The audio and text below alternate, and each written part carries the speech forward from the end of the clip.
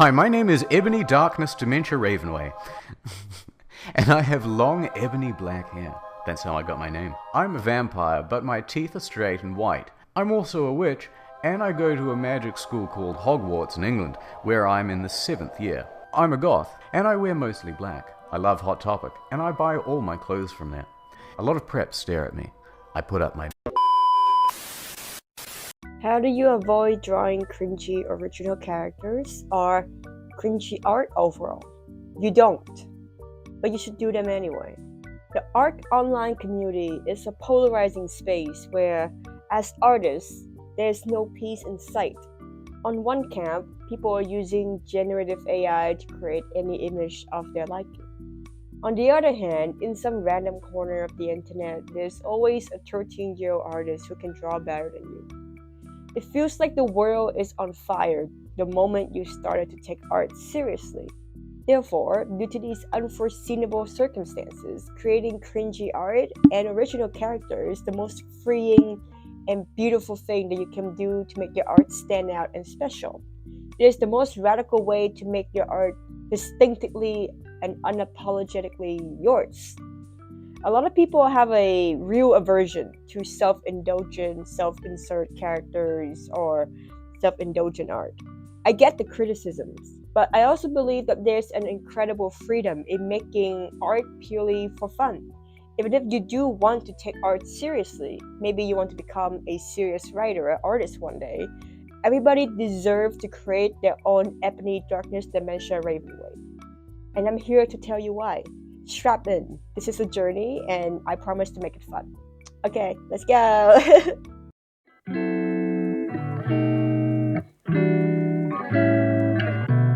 The Eye of Aragon is a fantasy story written by Jim Weiss, chronicling the adventures of the barbarian Ringer. It was first published in 1970 in the OSAP fanzine, where Weiss was just 16. When asked about his thoughts on the story, Weiss reflected, Eye of Aragon isn't great. I basically don't know about structure or composition. Even so, it is nothing to be proud of, and yet it is. Because how many people have had their first story published at 16, even if it's just in a fanzine or a club zine? How many writers have written a complete story at so an early an age? I agree. Finishing a story is one of the hardest things a person could do. As a creative person, I can attest to that. I didn't get anything done when I was 16. My accomplishment only goes so far as creating multiple 10 pages Google Doc with titles such as, please finish this, I will finish the story, I swear to God, please finish this, I swear to fucking God! And all hope is lost when I got into K-pop and spent all my teenage years watching fan cams of my favorite idols. Weiss, however, did what many aspiring writers, regardless of age, failed to do. He completed and published a work. That alone is a remarkable accomplishment. The story is also widely considered to be the worst fantasy story ever written.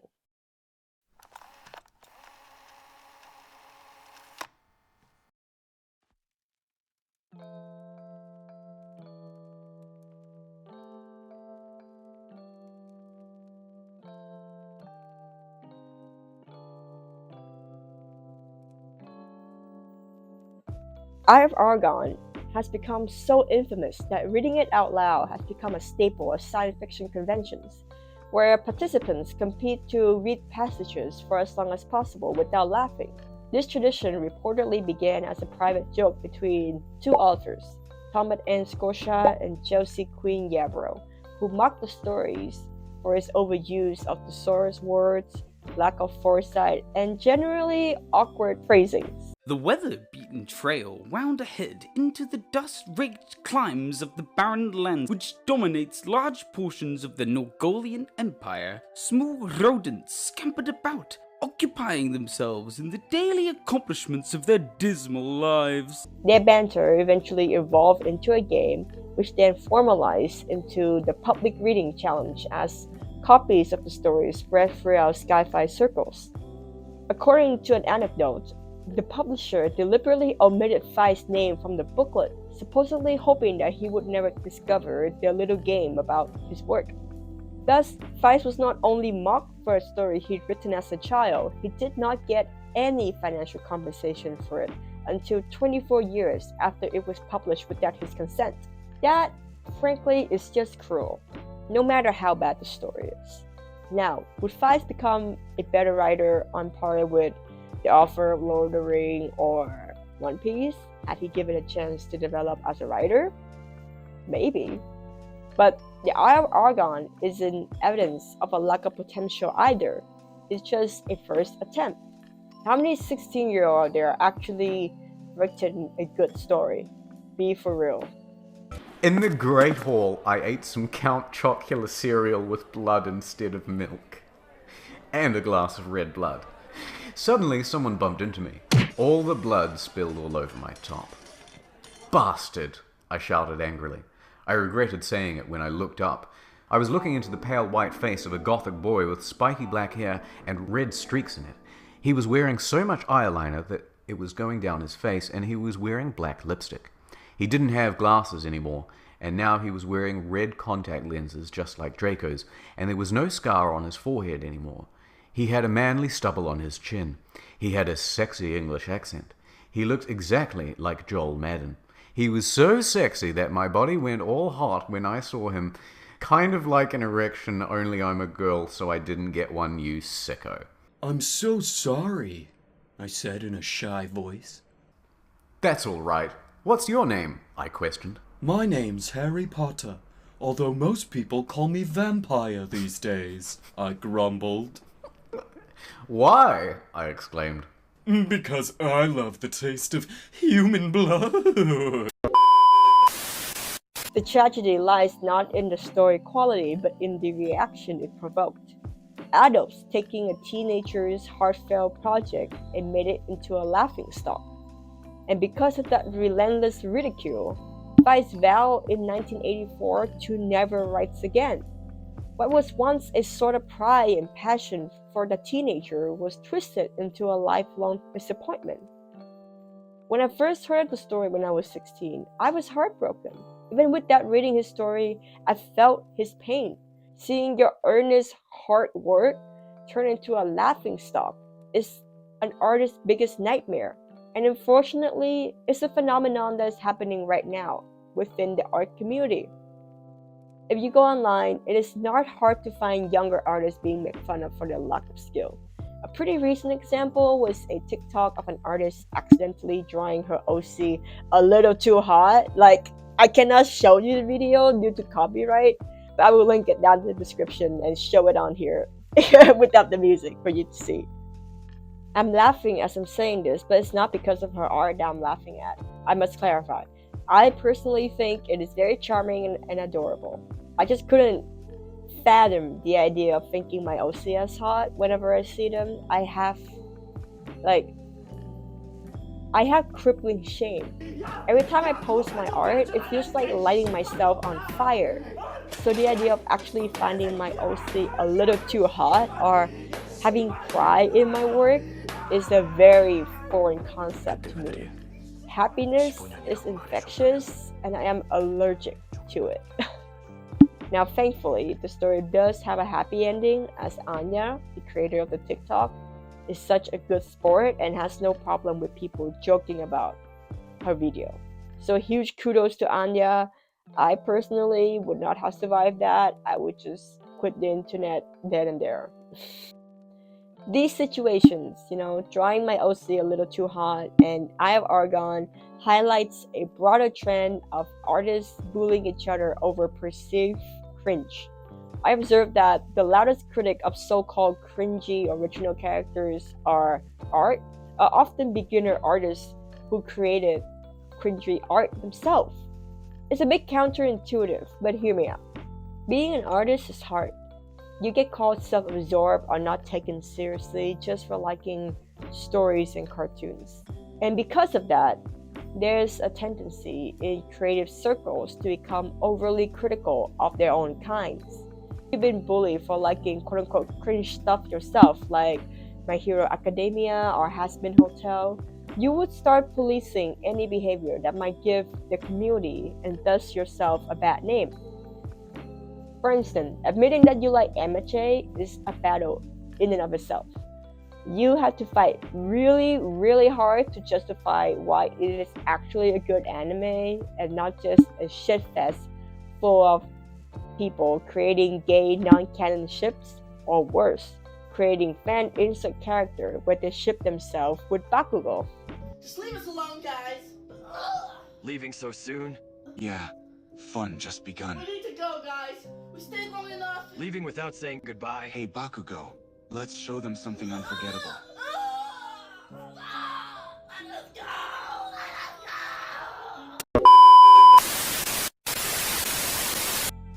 Now, imagine a fellow fan who openly indulges in this ultimate cringe act, shamelessly shipping themselves with the most popular characters out there and creating a self-insert who is not only the most popular character but also the most powerful heroes in a story. That behavior feels dangerous. It seemingly confirms every negative stereotypes outsider hold about the MHA community.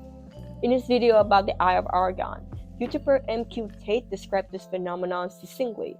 When you already consider uncool, there's a dark allure to punch down at those society deemed cringe just to make yourself better, especially when they're completely oblivious to their own cringiness.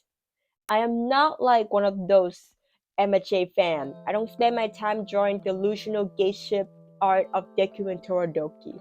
I'm a true fan. I spend my time doing more meaningful and intellectually stimulating activities such as power scaling to see if All Might can beat Goku.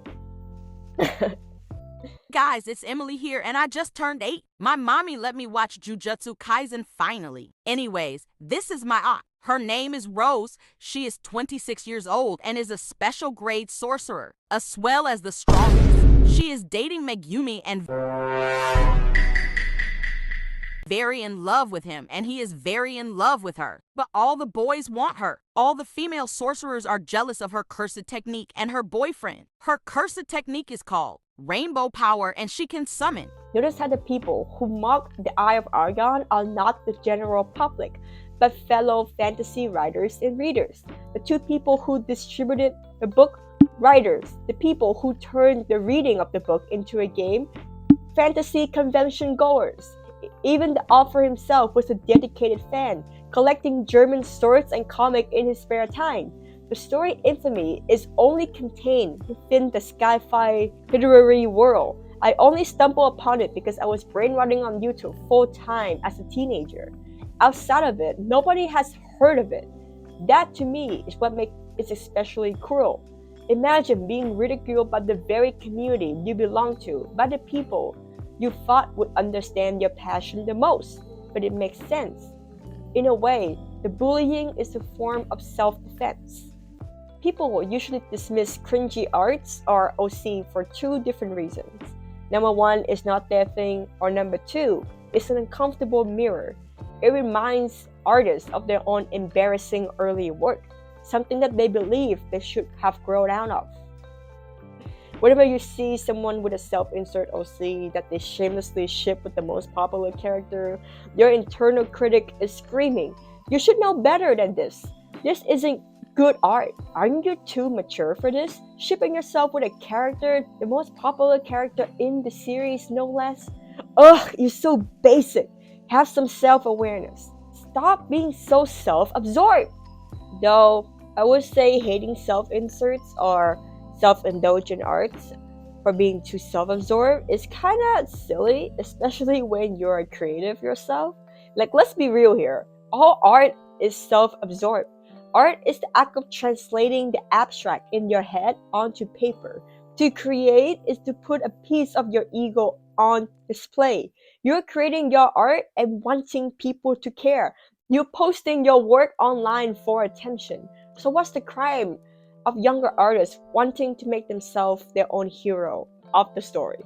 Didn't you also dream of being the most powerful, desirable person when you were a kid with no real-life world control? But I get it.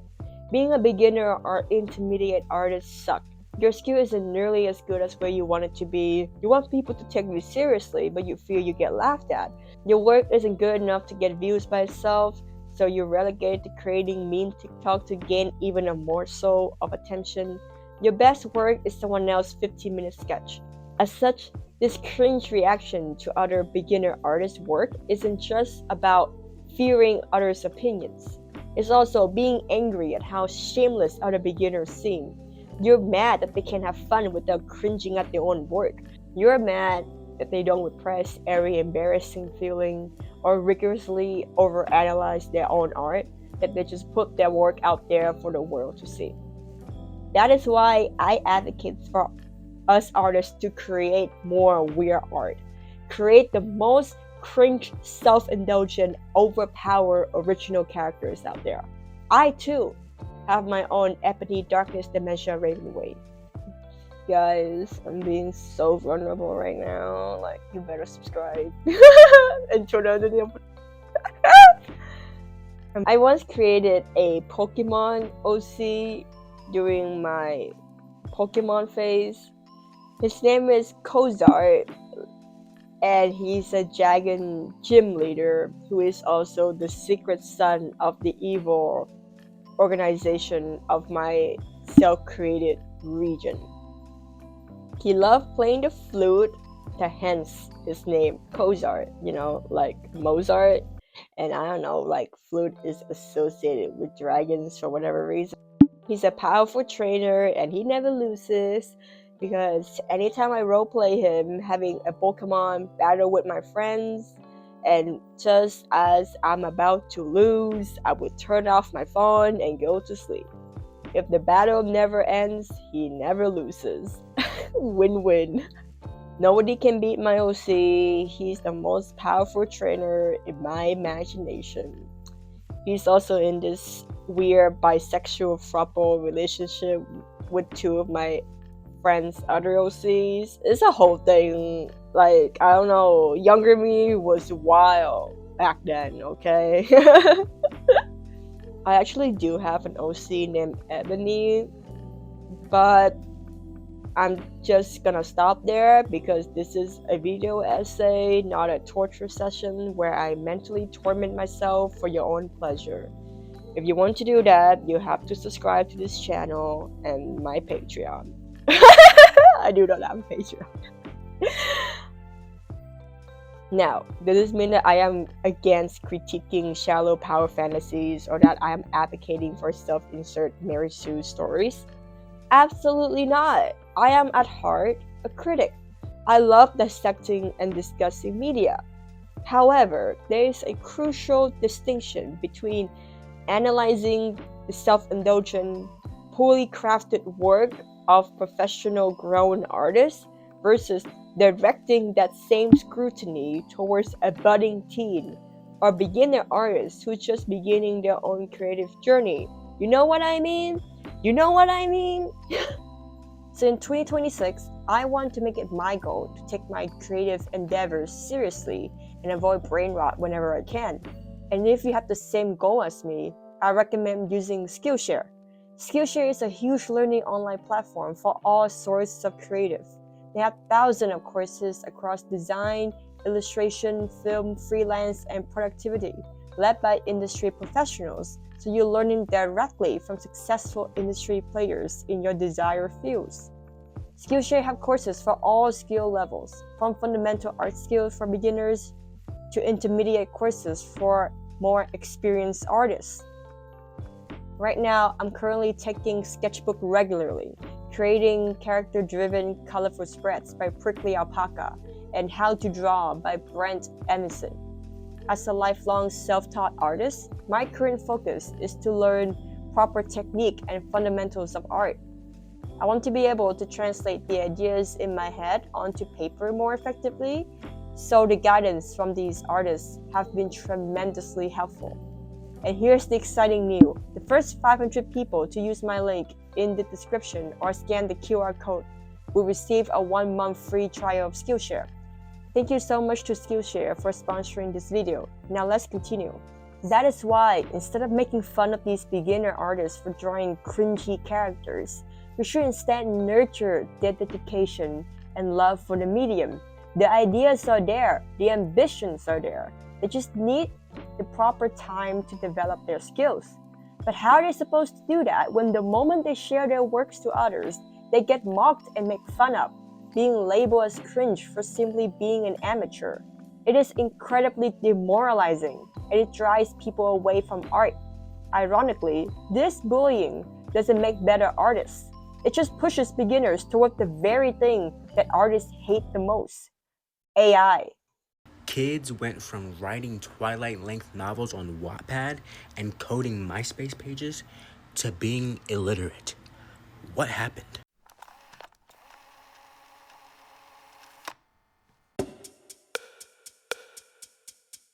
Doing my research for this video, I came across a subsection of My Hero Academia fan art, specifically character concepts generated by AI.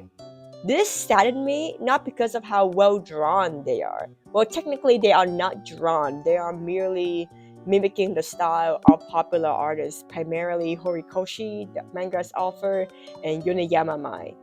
What disheartened me is that people are choosing AI to create their fan characters rather than drawing them themselves. While the ideas for the character are there, the result just ended up feeling hollow and redundant. What makes art unique is that the art you created is inextricably a part of you. Every design choice, every brushstroke, every color is a product of your own unique vision and taste. By skipping the rigorous process of executing your own ideas, you're forfeiting the crucial opportunity to discover your style, to find what makes your vision distinct. Every MHAOC that are created by actual human fans always carry a personal touch to them. You can see how each artist, while taking inspiration from the manga style, added their own stylistic taste to their design. Judging from these fan designs, I can gauge the artist's interests, where they get their inspirations from, and their budding creative visions. The author of Phantom Buster used to draw MHA fan comic, and when I found out about that, it makes perfect sense. While Mogari is up to debate, you cannot tell me that Kanzaki isn't Bakugo's son. He has Bakugo DNA all over him. But the Phantom Buster author decided to make him their own character by making him a sort of sheep in wolf clothing type of character. Someone who acts tough and aloof on the outside, but is secretly sensitive and nerdy in the inside. And I think that's adorable. Though my favorite has to be Tamon because he's the biggest loser in the group and I just like loser characters. Studying another artist's style is similar to cooking, where even though you are following a recipe, you can still adapt it to make it your taste. You can choose to add more garlic, skip the chili, or God forbid, put anchovies on your pizza. I don't understand why people think pineapple on pizza are blasphemous when anchovies on pizza exist.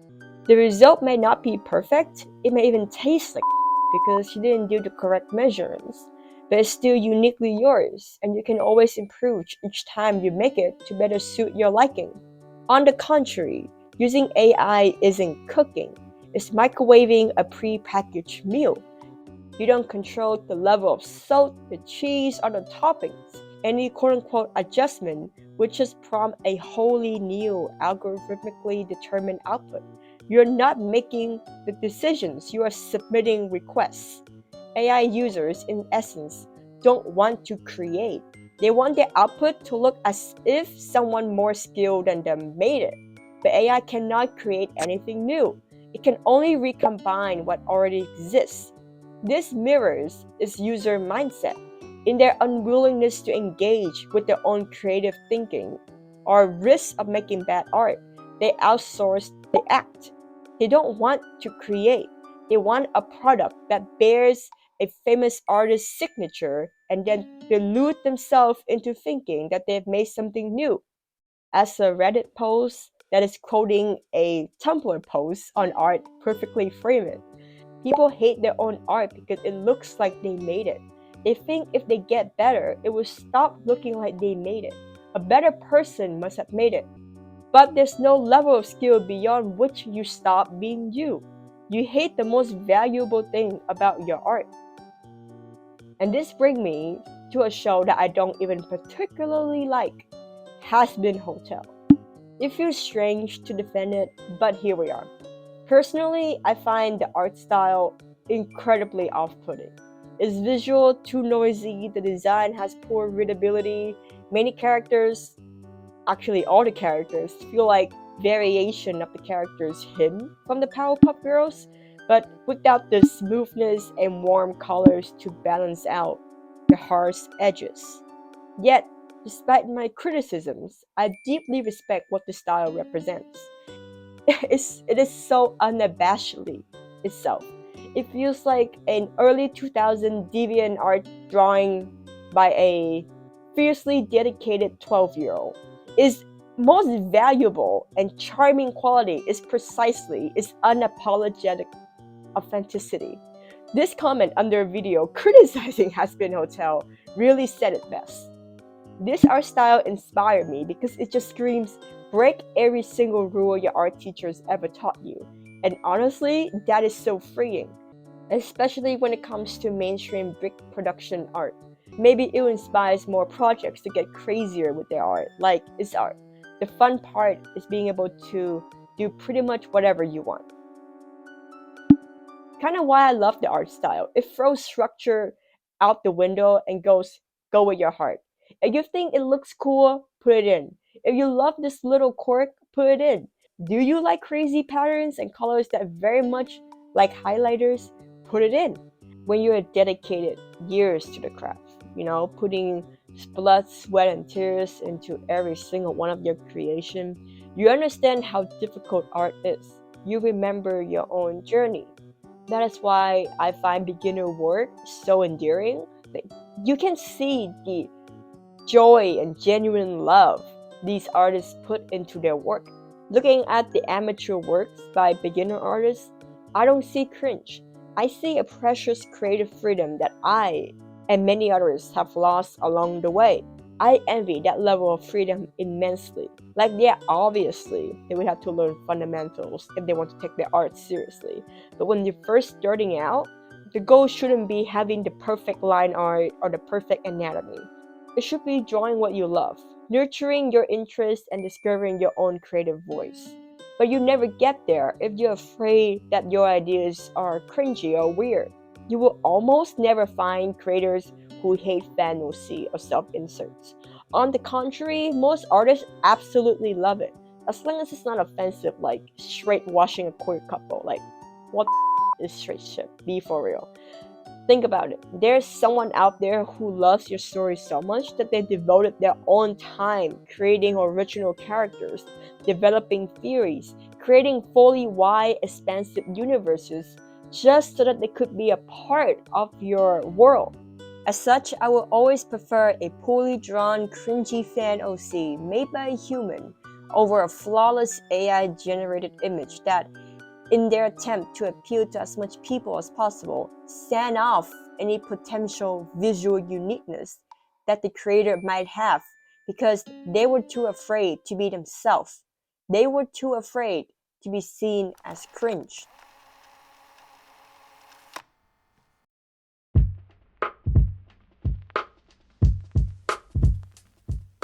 Just take art easy. Have fun at drawing.